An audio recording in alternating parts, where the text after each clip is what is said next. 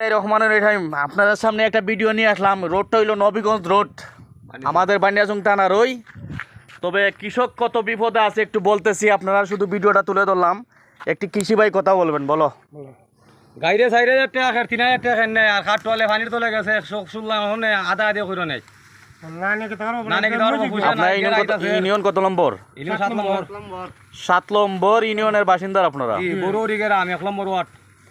বড়ুই গ্রাম 1 নম্বর ওয়ার্ডের নেতৃবৃন্দ যারা আছেন, প্রতিনিধি যারা আছেন, সরকারি কোনো বরাদ্দ যদি এমপি মহোদয়ের কাছ থেকে আপনারা পান, এই কৃষি ভাইদের কথা চিন্তা করবেন। আর বিশেষ করে এই বড়ুইয়ের রাস্তাটা আমি দেখে আসলাম, মানে হাইটে যাওয়ার মতন রাস্তা না, একটু মেরামত করার চেষ্টা করবেন। আপনারা কি কথা বলবেন?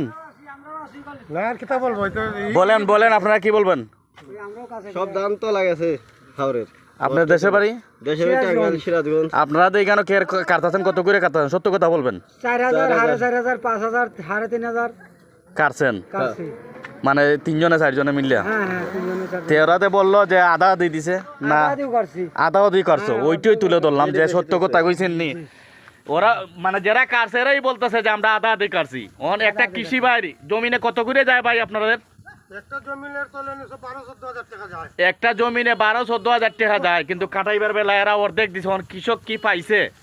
অনুরোধ করি আমাদের দেশের সরকারকে, বাকি এমপি মহোদয়কে, আজমিরি বানিয়াচং 2 থানার এমপি মহোদয়কে, এই এলাকার এমপি মহোদয় কি আমরা বানিয়াচং রই, আপনি বিষয়টা একটু যাচাই করবেন। হাওড়ে আইসা বাকি কৃষকের এলাকায় আইসা দেখবেন, ওই দেখেন গেরাফুরিছিয়া, তাদেরকে একটু ভালোবাসা দিবার চেষ্টা করবেন। কৃষি ভাইরা আপনারাও একটু যতটুকু পারেন সার দিবেন। ওখানে দেখেছি অনেক জমি পানির তোলে, যা পারেন আপনারা সার দিবেন।